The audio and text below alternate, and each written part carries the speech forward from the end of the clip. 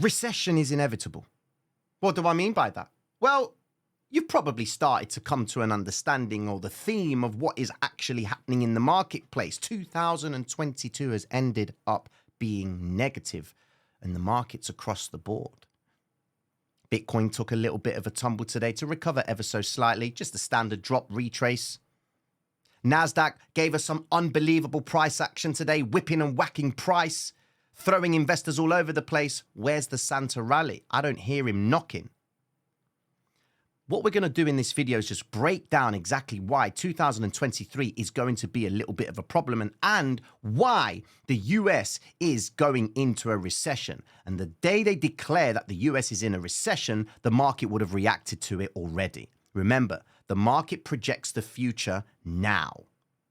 Now you think, given that Meta, Amazon, Tesla, Google, they're all trading at their lows for the year. The markets are lower than what it was in 2008, and that was when we had a global financial crisis. So what are the factors that are going to lead us into understanding why 2023 is going to be a little bit of a problem? And what can we do to preserve our capital during these times? Well, firstly, we need to understand that the Federal Reserve has increased interest rates by, or should I say, 4 times. Cost of business is going up. We're going into 2023 with a refinancing of corporate debt. How are they going to get that money back? Given that refinancing of corporate debt means that the new rates are going to start taking effect. What does that mean? Well, that means now that businesses who have been borrowing money are going to have to give out more to service those debts, which is why you've seen layoffs happening across the board. Goldman Sachs has just recently said that they're going to cut their workforce by 4,000.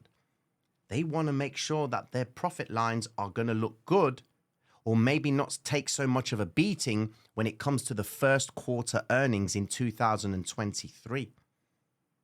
So we know that interest rates are high. What about inflation? How are we going to get inflation down? Well, quite frankly, as long as consumer confidence keeps on pumping out a positive reading, that tells us that people are in jobs that they're happy with. And even if they're not happy with those jobs, they'll just go and get another one. Why? Because jobs are readily available for people. So they're absorbing the cost of inflation. That's going to be a problem for the Fed, which only means that the Fed's going to continuously increase interest rates. I don't hear about no terminal rate. Even Ray Dalio said it, that he thinks inflation's going to stop at around the 4-5% mark. That's not good enough for the Fed because the Fed wants 2%. Where does that leave us? Well, we're going to go over to the charts, guys, and we're going to break everything down to help you understand how to navigate the marketplace. Now, listen, if you are new to the channel, mad love and respect. Be sure to like and subscribe if you like what I'm saying. And if you don't like what I'm saying, forgive me. I'm the messenger here. I'm just going to try and get your minds aligned in what to expect moving forward. Check this out. Bitcoin on the weekly time frame.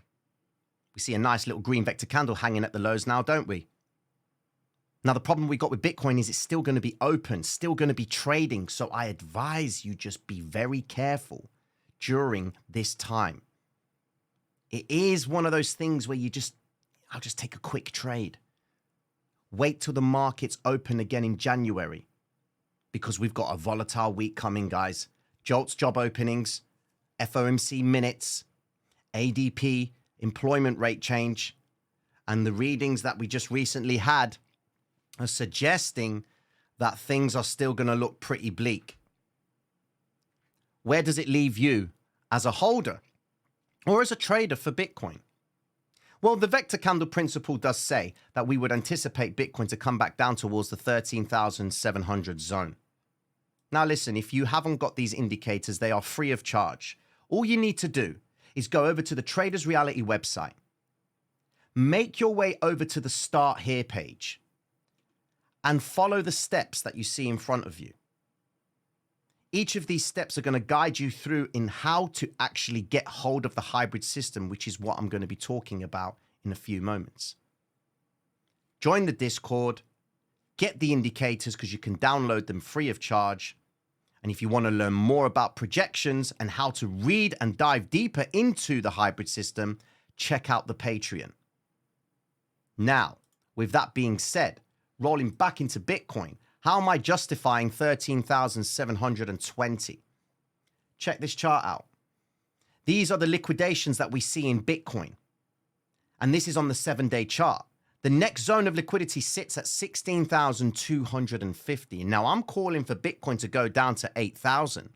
I apologize, but I'm only following where the liquidity is at. Now, you can see that we've got $3.56 billion worth of long liquidations, and they're holding on to dear life. It's the nearest amount of liquidity for Mr. Market Maker to go and attack, because he can get $3.5 billion worth of long liquidations. Now, if we actually go even further into the chart itself, you can see that the liquidity is starting to pick up as we get towards that 13,000 mark.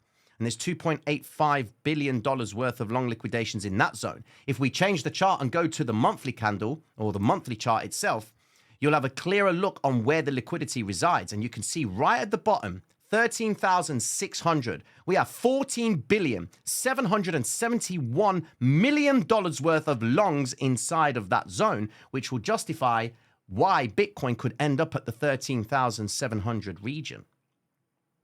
What's going to lead Bitcoin to go lower? Well, just look at the markets.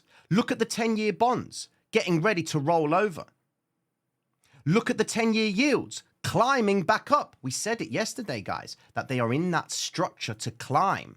Goldman Sachs does say that by the end of 2023, the yields would end up at around the 4% mark. Where's it going to go from now until that point? Could it move up to 5% maybe? Because they weren't too far off when they said that that was going to be the case not so long ago. Tesla, trading lower, heading towards previous vectors in the chart. And you can see bright as day on the left of the side, you can see we got vectors at 107 and a vector all the way down at 86. Tesla, man, these guys are making a ton of money. But the guys who are waiting for Tesla to be even more cheaper, and they are all relying on the idea of Tesla in terms of its technology, is going to be the superior stock in the near future. But going into the start of 2023, we are going to have to address the fact that interest rates are going to have a battering effect on equities because it's going to cost more money to do business. Okay? Euro has done a great job climbing up. Gold is what you need to be paying attention to. Bitcoin and gold. Well, Bitcoin was considered that digital gold. And it has a 70% correlation with gold. So when gold goes up, so does Bitcoin, but that's not the case. It's like now we're going back to traditional marketplaces now. Bitcoin is on its own because cryptocurrency ain't that much of a big marketplace now. Investors are now turning to gold. Now, if people are going into gold, and given that yesterday's video talked about the fact that we are at the highest point of gold accumulation by central banks in 55 years, that would then suggest to me that gold is probably going to start acting like the safe haven for investors across the board. Word on the street is saying that you need to be defensive. And the only thing that you can do is either pick up commodities or stay in cash, which will then lead me over to the dominance of the dollar.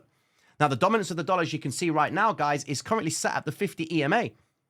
And that big red vector candle is a promise.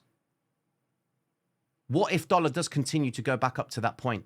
That would then mean that assets against the US dollar will go down, which would then lead Bitcoin to go lower. So when you do look at Bitcoin itself, guys,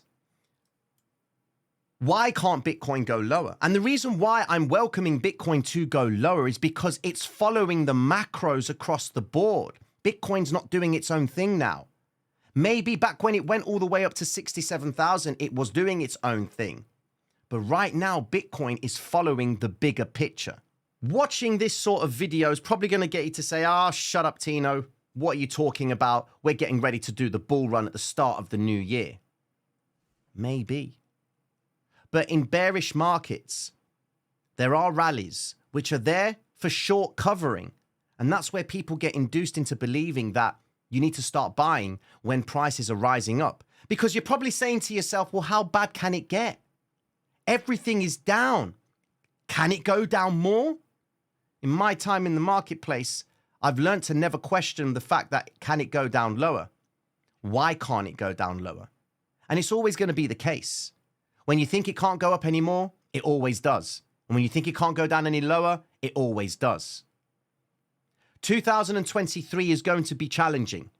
And until the United States government, or should I say the Federal Reserve, declares that we are in a recession, the markets will continue to be uncertain. Now, they're uncertain anyways.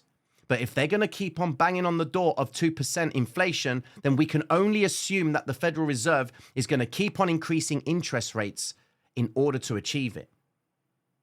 Now, until we get that point, be mindful with your investments. Don't fall into the trap of buying the lows. How are you aware that the lows are in? The macros don't suggest that yet.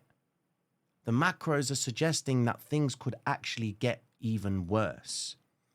4 interest rate increases, and we haven't actually reduced inflation significantly. Mad love and respect, ladies and gentlemen. Have yourselves a wonderful new year, and I'll be checking in with you all then. Take care of yourselves, family.